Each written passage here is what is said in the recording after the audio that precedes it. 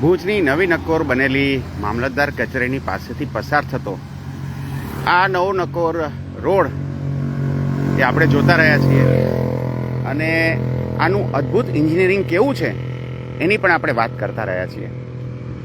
આ રોડ જ્યારે બનતો હતો ત્યારે પણ આપણે વાત કરી હતી કે કેવી રીતના આ જગ્યાએથી જે ગટર ઉભરાતી હતી એ ગટર ઉભરાતી બંધ કર્યા સિવાય જ અહીંયા રોડ ચડવાનું કામ ચાલુ કરી દેવામાં આવ્યું હતું અને આજે પૂરું પણ થઈ ગયું છે. આજે આપણે આ રોડની એક વધારાની સમસ્યા જોઈએ છીએ. તમને તમારી સામે આ એક ગટરનું ઢાંકણું દેખાય છે. આની નીચેથી ગટર પસાર થાય છે. ક્યારે પણ કોઈ પણ રોડ બને તો એનું એક બહુ જ અગત્યનું જે ભાગ હોય છે એ હોય છે કે અંદર જેટલા પણ મેનહોલ આવતા હોય, જેટલા પણ ગટરના આવા ઢાંકણા આવતા હોય એનું લેવલ એ રોડ જેટલું જ હોવું જોઈએ. અગર એવું નથી તો વાહનને તો ધક્કો લાગે જ છે, અચાનક ઝાટકો આવે જ છે અને એનાથી અકસ્માત થવાનો ભય રહે છે. પણ જે ઢાંકણું છે ગટરનું એના ઉપર પણ વાહનનો અતિરિક્ત બોજો પડે છે અને એટલે વાહન પણ તૂટી શકે છે અને આ રસ્તાની કોર પણ તૂટી શકે છે. તો આવી એક સામાન્ય વાત આ રસ્તા માટે જાળવવામાં નથી આવી અને આપણે આગળ જોઈએ કે આવું જાળવવામાં નથી આવ્યું એના થોડાક જ વખતમાં શું પરિસ્થિતિ ઊભી થઈ છે. તો તમને એક મેં એવો મેનહોલ બતાવ્યો કે જેમાં થોડી ઘણી તકલીફ હતી, એટલે કે એ રોડના લેવલથી નીચે હતો. અને હવે આપણે જોઈએ છીએ આ બીજો મેનહોલ. ત્યાં શું પરિસ્થિતિ ઊભી થઈ છે એ તમને ખ્યાલ આવશે. કોઈ ડાયા માણસે અહીંયા પથ્થરો રાખ્યો છે જેથી કોઈ વાહન આવે એને અહીંયા નુકસાન ના થાય. પણ તમે જોઈ શકો છો કે આપણે જે વાત કરી હતી કે મેનહોલનું જે ઢાંકણું હોય એ ઢાંકણાનું લેવલ જે છે એ બરાબર હોવું જોઈએ, અહીંયા પણ નથી.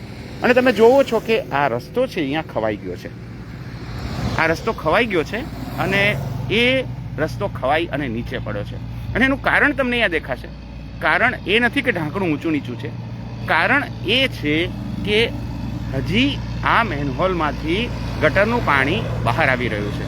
તમે કહેશો અહીંયા તો ગટરનું પાણી દેખાતું નથી, ક્યાં બહાર આવ્યું છે? પણ ચાલો તમને પાણી બતાવું. આ ગટરમાંથી જે પાણી બહાર આવી રહ્યું છે એ આ રસ્તા નીચેથી થઈ, રસ્તા ઉપર નથી ચડી શકતું ગુરુત્વાકર્ષણને કારણે, પણ રસ્તા નીચેથી થઈને આ તરફ નીકળી રહ્યું છે. આ જો આખી કોર તમને ભીની દેખાશે. આ આખી કોર ભીની છે અને ભીની છે એનું કારણ એ છે કે જે મેનહોલ છે ત્યાંથી ગટરનું પાણી હજી પણ બહાર વહે છે. એટલે ધીમે ધીમે આ રસ્તો છે એ પણ નીચેથી ધોવાઈ રહ્યો છે અને એ ધોવાનું શરૂઆત તો થઈ ગઈ છે. જે કાણું મેં તમને બતાવ્યું મેનહોલ પાસે, એ કાણું જ એટલા માટે પડ્યું છે કે ત્યાં કને જે મેનહોલ હોય એ મેનહોલમાંથી પાણી નીકળ્યું છે અને રસ્તો ધોવાયો છે. ફરીથી એકવાર નજર મારી લો અને જોઈ લો કે મારા તમારા ટેક્સના પૈસાનો ઉપયોગ આપણા આ એન્જિનિયર મિત્રો કેવી રીતના કરી રહ્યા છે. સમજણ નથી પડતી કે આવી જે સામાન્ય બુદ્ધિની વાત કહેવાય કે જેમાં કદાચ એન્જિનિયરિંગ કોલેજમાં જવાની જરૂર પણ ના પડે એવી વાતને પણ કેમ આ લોકો મૂકી અને આવું કામ કરી રહ્યા છે. તો જોઈ શકો છો કે આ રસ્તો ધોવાઈ ગયો છે. તમે એ પણ જોઈ શકો છો કે આજે ઢાંકણું મૂકવામાં આવ્યું છે એમાં પણ તિરાડ પડી ગઈ છે. આ તિરાડ તમને દેખાતી હશે અને અંદર આજે પાણી વહે છે એ પણ તમને દેખાતું હશે. આ જો તમને અંદર પાણી પણ દેખાશે કે બારે વહ્યું છે અને એવું લાગી રહ્યું છે કે કદાચ આ બનાવવાની પ્રોસેસમાં આ ઢાંકણું ખસી ગયું છે. એનું મેનહોલ જે બનાવવામાં આવ્યું છે એમાં આ ઢાંકણું કદાચ ખસી ગયું છે એવો પણ શક પડે છે.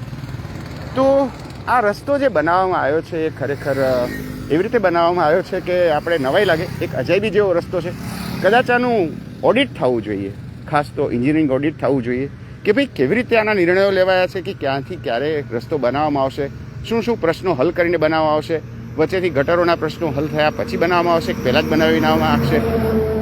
ઘણી બધી જગ્યાએ આપણે એવું પણ જોઈએ છીએ કે આ જે રસ્તા બની રહ્યા છે એના વચ્ચોવચ્ચ થાંભલા લાગેલા છે. આવું પણ અનેક જગ્યાએ છે. તો જે ડિપાર્ટમેન્ટ છે અલગ અલગ, PGVCL છે, રોડવાળું ડિપાર્ટમેન્ટ છે, એવી રીતે ગટરનું ડિપાર્ટમેન્ટ છે, આ કોઈ ડિપાર્ટમેન્ટ વચ્ચે શું કોઈ જાતનું કોમ્યુનિકેશન નથી? એકબીજા સાથે શું એ લોકો કોઈ વાત નથી કરતા કે ભાઈ અમે તમારી ગટર પાસેથી આ રસ્તો બનાવીએ છીએ, આ ગટર રિપેર કરી આપો પછી અમારાથી રસ્તો બનશે? આવી કોઈ વાત નથી થતી કે ભાઈ અમે આ રસ્તો બનાવીએ છીએ અને તમારો જે થાંભલો છે અમારા રસ્તે વચ્ચે આવે તમે થાંભલો ખસાવી આપો. આવી કોઈ વાત નથી થતી. ગજબ વાત છે. રસ્તો બનાવનારો રસ્તો બનાવી નાખે છે, થાંભલો લગાવનારો થાંભલો લગાવી નાખે છે, ગટરવાળા આરામથી સૂતા છે. ખબર નહીં આ કેવી રીતનું તંત્ર ચાલે છે. અને હા, કહેવા માટે તો આપણે ત્યાં ઘણા બધા એન્જિનની લેખવાનું ચાલુ કરી કદાચ પૂર્ણ થાય એટલા એન્જિનની સરકાર છે. મતલબ કે નગરપાલિકામાં ભારતીય જનતા પક્ષ છે, પંચાયતમાં ભારતીય જનતા પક્ષ છે, તાલુકા જિલ્લા પંચાયતમાં ભારતીય જનતા પક્ષ છે, રાજ્ય સરકાર ભારતીય જનતા પક્ષની છે, કેન્દ્ર સરકાર ભારતીય જનતા પક્ષની છે. કેટલા એન્જિન થઈ ગયા અને છતાં પણ આ ડિપાર્ટમેન્ટને લાકડી મારનારું કોઈ નથી, એમ કહેનારું કોઈ નથી કે ભાઈ તમે ભેગા થઈને કામ કરો, પ્રજાના પૈસા ના બગાડો. આવી રીતના એક આદેશ નથી આવી શકતો કલેક્ટર તરફથી, એક આદેશ નથી આવી શકતો શહેરી વિકાસ મંત્રાલય તરફથી કે ભાઈ જ્યારે પણ રસ્તો બને ત્યારે જે કોઈ પણ એજન્સીઓના કામ એની વચ્ચે આવતા હોય એને લૂપમાં લેવામાં આવે. આવો એક આદેશ નથી થઈ શકતો. જ્યારે આ રસ્તો બનતો હોય ત્યારે નગરપાલિકાને ગટર માટે કામ કરવા માટે ધક્કો નથી મારી શકાતો. જ્યારે આવો રસ્તો બનતો હોય ત્યારે PGVCLના અધિકારીઓને સાથે નથી રાખી શકાતા. આવું કેમ છે? આવું શા માટે છે? આવું કરવાનું કારણ શું છે એ જ નથી સમજાતું. તો દોસ્તો, તમને શું લાગે છે કે આ જે પ્રશ્નો છે એ શા માટે હશે? જરૂરથી કોમેન્ટ બોક્સમાં જણાવજો અને જરૂરથી આ નવા ધોવાઈ રહેલા રસ્તાને આપણે જે લાઈવ બતાવીએ છીએ એ ગુજરાતના દરેક લોકો સુધી પહોંચાડજો. કેમ કે આ સમસ્યા માત્ર ભુજની નથી, આ સમસ્યા આખા ગુજરાતમાં આપણે જોઈ રહ્યા છીએ કે પ્રજાના પૈસે આજે કેવી રીતે કામ થઈ રહ્યું છે. Thank you so much.